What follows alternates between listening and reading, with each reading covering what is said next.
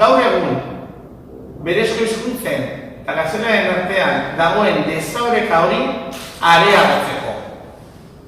Horrek ekar dezake involuziorako jarrera handiagoa. Ekaria da, ikusi izan dugu, eta gure hizkuntza komunitateak pairatu izan du, halako involuziorik azken hamarkadetan. Horrexegatik, kezka horretatik erabaki genuen iniziatiba hartzea. Aragoienaren, asturieraren, euskararen, galiziaren eta katalana diogunean, katalana bai Principat, bai Valentzian, bai Balear Uharteetan, hizkuntzaketan lana egiten dugun gizarte eragileok erabaki dugu estrategia bateratu bat adostea. Estrategia bat adostea iruditzen zaigulako alderdi politikoek erantzukizunez jokatu behar dutela. Ez da nahikoa gaitzestea muturroietatik esaten ari direla. Ez da nahikoa mesprestu sartzea alderdi horietatik zabaltzen ari diren hitzak. Harresi bat eraiki behar da, eta horretarako beste gizarte bat eraikitzeko borondatea izan dezaketen alderdiek konpromiso zehatzak hartu behar dituzte. Parentesian dezakegu atzo, hainbat eragilek, hainbat instituzio, korrikak filka egitera animatzen gaituen horretan, konpromisorako garaia berrezten genuela.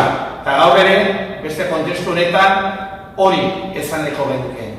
Esan bezala, hainbat hizkuntza gutxitutako gizarte eragileek estrategia partekatua adoste erabaki dugu, eta lehen urratsa gaur kokatzen da eskuartean dakazuen dokumentuaren aurkezpenarekin. Batetik, lau premisa, zuena konpromiso zehatzak jasotzen ditu. Eskubideen erabilera osoa edo hori dela demokraziarako, askatasunerako eta giza aurrerapenerako bermea.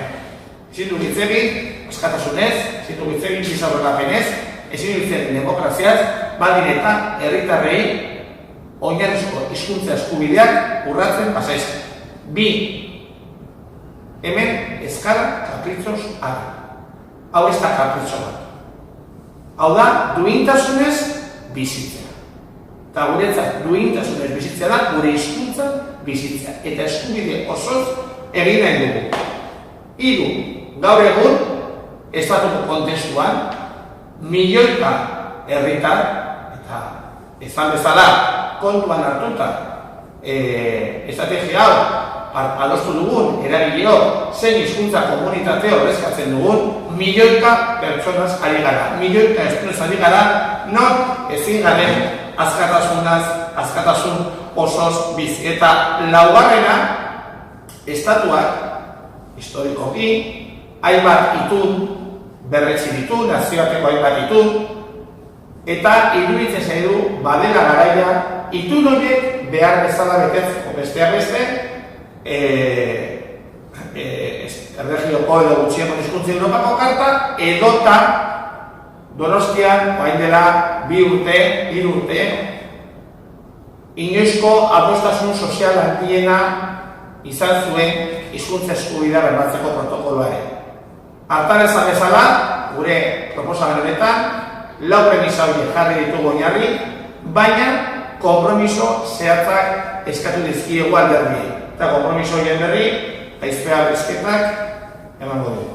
Naiz eta dokumentuan badauzkazuen zehaztuta, azalduko ditut 6 printzipio horiek edo 6 konpromiso eskatze horiek zeintzu diren. Lehenengo eta behin, gaztelaniari aitortzen zaizkion eskubide eta betebehar berdinak aitortzea, gaztelania ez diren beste berezko hizkuntzeik. 2. Eskubide horien artean ezagutu beharra dago, eskubide eta betebehar berdinak aitortzeko beraz, zentzuzko neurria beharrezkoa direla hizkuntza horien ezagutza orokortua dagozkien lurraldeetara hedatzeko. Hori gabe bestela, beste hizkuntza ofizialek desberdintasun handia agertzen dute gaztelaniarekiko. 3. puntuan, estatuak izatez eta eskubidez dagokien izaera eleaniztuna bere gain hartu behar duela, bai legerian, bai eta administrazioetan ere. Hizkuntza desberdinetan lan egin ahal izateko, administrazio horiek non kokatuta dauden ere. Eta hor kokatzen dira beste beste, Auzitegi Gorena, Auzitegi Konstituzionala, Auzitegi Nazionala edo bestelako erakundeak esaterako zerga agentzia edo gizarte segurantza. Lau, beharrezkoa dela lurraldearen zati batean edo lurralde osoan oraindik ofizialak ez diren berezko hizkuntzak ofizial bihurtzeko estatutu erreformak bultzatzea. Bost, hizkuntz berdintasuna bermatzeko estatuak orain arte gaztelaniak izan dituen eskubideak eta betebeharrak berezko beste hizkuntzetara zabaldu behar dituela, administrazio publiko guztietako langileek berezko hizkuntzetan gaitasuna izan dezaten. Horrekin batera, estatuko araudian dagoen gaztelaniaren legezko inposizioa bertan bera utzi behar dela. Horrek zuzenean eragiten dio eremu ekonomikoari eta bereziki produktuen etiketei. Aldeen artean, hizkuntza desberdinen erabilera administratiboa ahalbidetu behar dela inolako mugari gabe. Eta hizkuntza eremu horien barruan, hedabideak bi noranzkotan hartzeko hitzarmenak sinatu behar direla. Benetan, eta hau izan da azken asteotan, gizarte eragileok izan dugu kezka, eta hau erretsi nahi dugu, benetan zabaltzen ari diren elebakartasunen aldeko mezuei. Gaztelania ez den, gaur egun dauden hizkuntza gutxituko hiztunei hizkuntza eskubidea betikotzeko zabaltzen ari diren mezuei amaiera emateko modu bakarra konpromisoak hartzea da. Horrexegatik esan dugu, kezka batetik abiatu ginen, iniziatiba hartu dugu, baina orain, iniziatiba horren baitan dago, hirugarren batzuek konpromisoak hartzea. Zaldakoa, ez delako nahikoa, muturreko sekretan zabaltzen ari diren mezuak errefusatzea.